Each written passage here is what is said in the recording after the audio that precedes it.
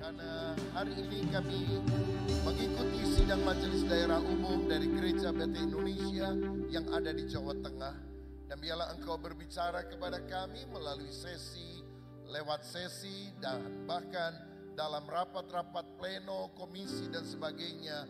Roh Kudus menjamah kami sehingga hasilnya yang terbaik untuk kemuliaan Kristus. Urapi hamba-Mu dan kami semua. Di dalam nama Yesus kami berdoa. Haleluya. Amin. Kita berikan kemuliaan untuk Tuhan Yesus Kristus. Silakan duduk kembali. Selamat pagi Bapak, Ibu dan Saudara yang dikasihi oleh Tuhan Yesus Kristus. Shalom. Selamat menghadiri sidang majelis daerah umum dari Gereja BT Indonesia yang ada di Jawa Tengah. Saya percaya saudara-saudara, Bapak Ibu semua adalah hamba-hamba Tuhan yang diurapi dan diberkati oleh Tuhan. Terima kasih untuk Ketua BPD dan seluruh jajaran, untuk anggota MPL, juga rekan dari BPP dan dari MP juga beberapa orang hadir dan nanti akan memberikan wejangan untuk kita semuanya. Dari Bapak Pembimas, terima kasih Pak sudah hadir, kiranya selalu kami dari GBI menjadi mitra yang baik untuk pemerintah yang ada. Bapak Ibu dan Saudara sekalian, sejak beberapa SMD yang lalu khotbah pembukaan itu sudah jadi sesi 1 ya. Jadi enggak khotbah pembukaan karena pendeta kan tiap minggu khotbah, masa pendeta dikhotbahin lagi begitu ya. Jadi langsung sesi 1 kita akan membahas tentang hamba Tuhan unggul. Nanti pada sesi yang kedua adalah hamba Tuhan bermental sehat, dan sesi yang ketiga tentang mentoring dari generasi muda. Karena dalam SMD ini di seluruh Indonesia kita juga meminta dari Departemen Pemuda dan Anak ikut turun karena kita ingin generasi muda daripada GBI mengalami kemajuan, kebangkitan, sehingga kita memberikan kesempatan kepada orang-orang muda juga untuk berbicara. Baik, pada sesi ini saya akan menyampaikan perihal hamba Tuhan unggul, pemimpin yang transformatif, artinya pemimpin yang membawa perubahan. Saya percaya Tuhan mau kita yang kuat, sehingga kita punya pengaruh yang bisa menggerakkan jemaat untuk mencapai tujuan. Jadi pemimpin harus punya tujuan dan dia juga punya influence, pengaruh untuk menggerakkan jemaatnya mencapai.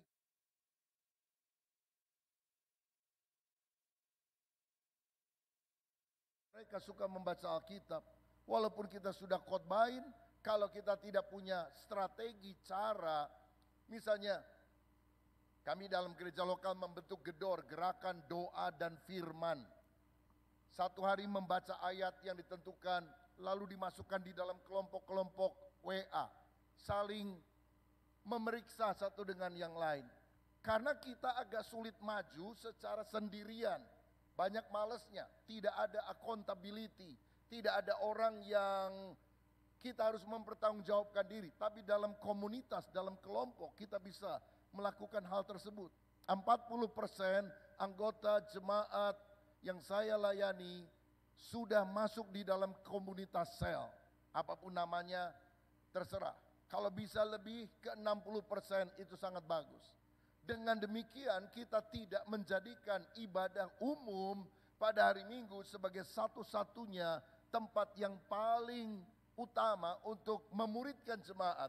Tapi kita juga menggunakan sarana-sarana yang lainnya. Karenanya kita harus terus belajar dan bertumbuh untuk punya pengaruh menggerakkan jemaat kita.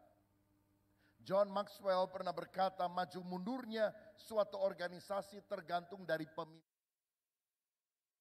Seorang bernama Lee Iacocca diminta untuk menjadi CEO, menjadi pimpinan, dan langsung grafiknya naik saudara-saudara.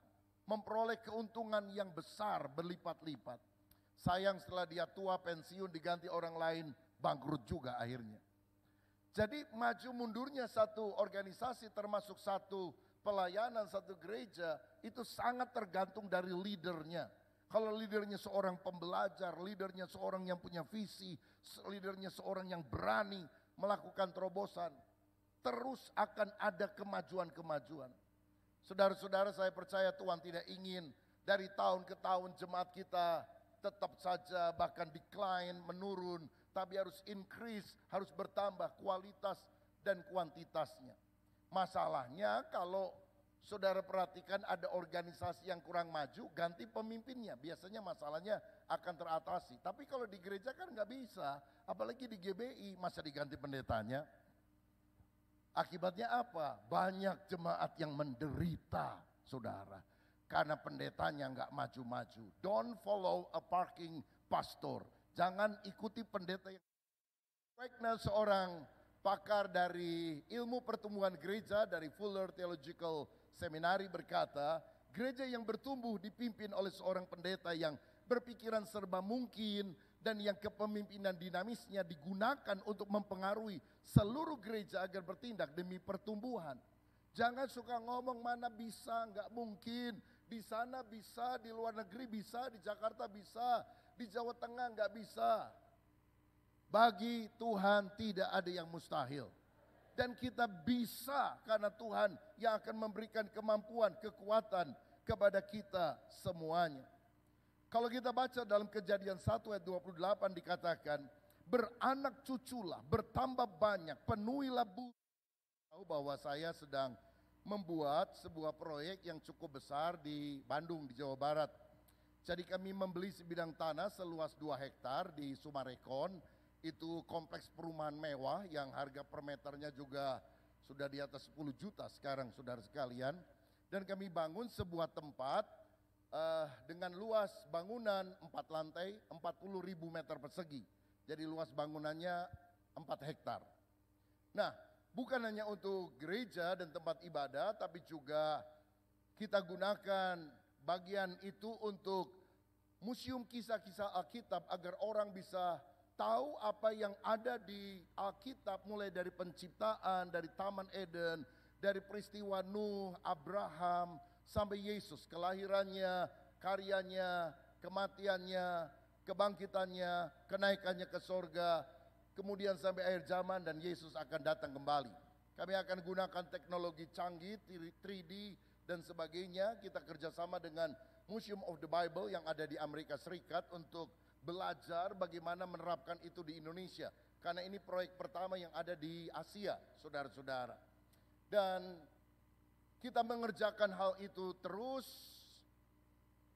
Dan bulan November tahun yang lalu, setelah kira-kira 1 tahun 8 bulan, kami bisa menyelesaikan seluruh struktur, seluruh konstruksi yang ada. 4 lantai, di atas tanah 2 hektar, luas bangunan 4 hektar.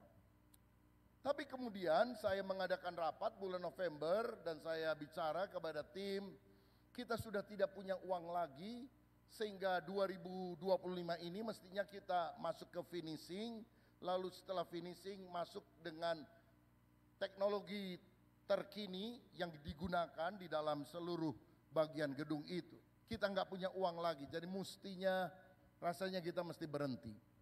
Dan semua orang terdiam karena memang kita nggak punya daya lagi, saudara sekalian, nggak punya dana lagi. Nah, saya Kamis rapat, hari Minggu saya khotbah di 5 kali ibadah di gereja pusat. Dan kalau nggak salah di ibadah kedua saya keperucut ngomong, saudara, saya ngomong soal ini kepada jemaat. Bapak Ibu, kelihatannya tahun depan kita berhenti dulu pembangunan karena kita nggak ada dana. Setelah selesai ibadah, saya biasanya ada di pintu luar gereja menyalami. Saya tetap nyalamin jemaat di depan karena biasanya itu waktu yang baik untuk saya juga bisa doakan orang. Kalau ada orang yang ada pergumulan dan sebagainya, saya bisa jumpai jemaat ketika mereka pulang dalam ibadah. Cuma sekarang jemaat masa kini agak beda. Dulu minta doa, sekarang minta foto, saudara sekalian. Nah, tiba-tiba seorang jemaat yang relatif baru, belum setahun, berkata, Pak Pendeta boleh nggak saya sumbang untuk pembangunan? Oh boleh saja, saya sumbang 1 kilogram emas ya. Oh terima kasih, saya bilang. Di pikiran saya muncul 2 hal, 1,5 miliar itu kira-kira nilainya. Nah, kalau sekarang 1,7 miliar ya, lebih lagi naik emasnya. Dan yang kedua adalah saya seperti melihat di dalam benak saya awan setelapak tangan yang pernah dilihat oleh Nabi Elia. Artinya ini baru awal, Tuhan akan kasih yang lebih besar. Berapa hari kemudian bendahara hubungi saya, dia bilang, "Pak, ada orang yang transfer uang ke kas." Dari siapa? Nggak ada namanya, Pak, mungkin store tunai. Jadi saya nggak tahu. Oke. Jumlahnya berapa? 15 juta, 15 miliar, Pak. Haleluya.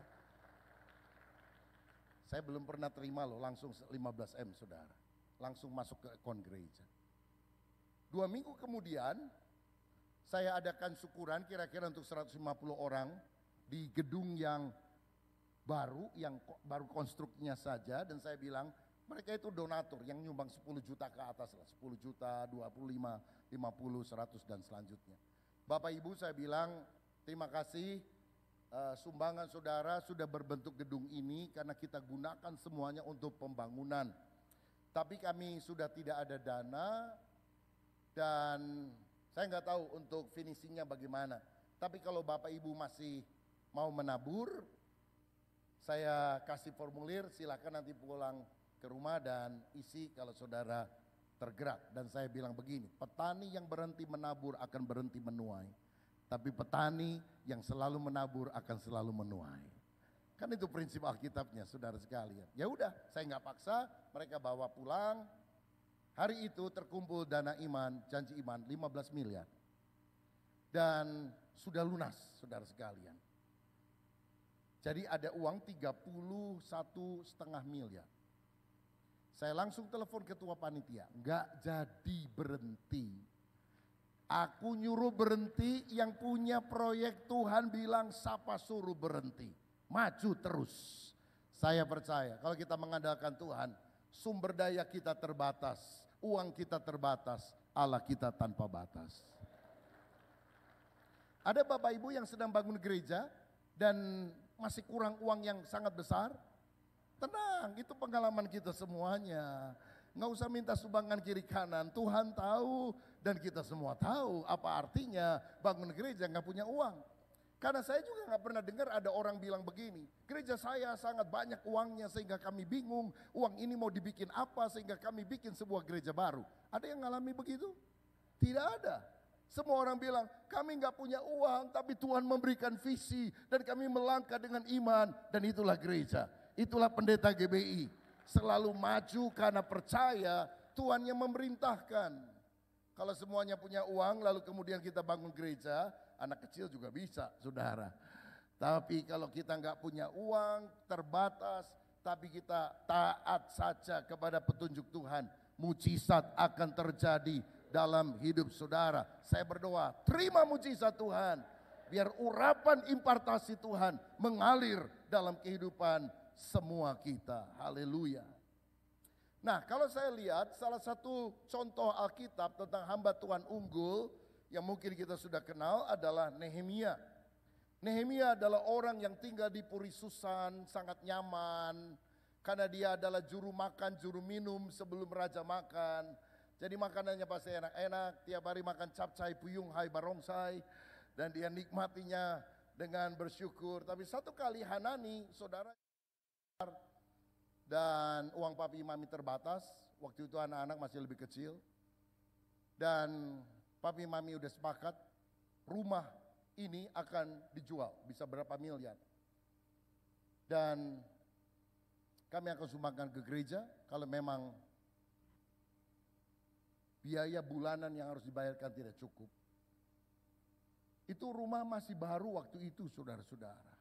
Anak-anak bilang, loh kita nanti tinggal di mana? Kita kontrak rumah yang lebih kecil, kita hidup lebih sederhana, yang penting pekerjaan Tuhan. Dan kami doa dalam mesbah doa keluarga menyerahkan apa yang ada.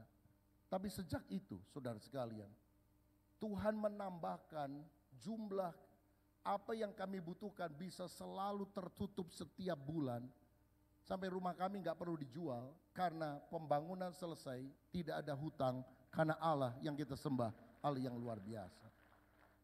Hamba Tuhan jangan berantem soal uang, apalagi dalam keluarga. Nggak bagus sekali, sangat tidak baik. Tapi kalau kita berani berkorban, Allah akan mensuplai berkat yang luar biasa. Ambil resiko, tinggalkan comfort zone, masuk pada faith zone. Zona iman. Dia kemudian punya planning yang matang. Karena dikatakan Nehemia 2 ayat 13, aku menyelidiki dengan seksama tembok yang gagal. Mau jadi presiden, dia kan TNI dengan pangkat tinggi, saudara. Sama tukang kayu dari Solo, masa sih kalah? Kalah 2 kali. Tapi karena maju, jadi presiden juga, saudara. Saya percaya hamba-hamba Tuhan harus punya fighting spirit yang kuat untuk kita tetap maju di dalam segala tantangan yang ada. Saya ambil sekarang contoh kepemimpinan umum yang bisa mengembangkan daerahnya. Tahun 2006 ada seorang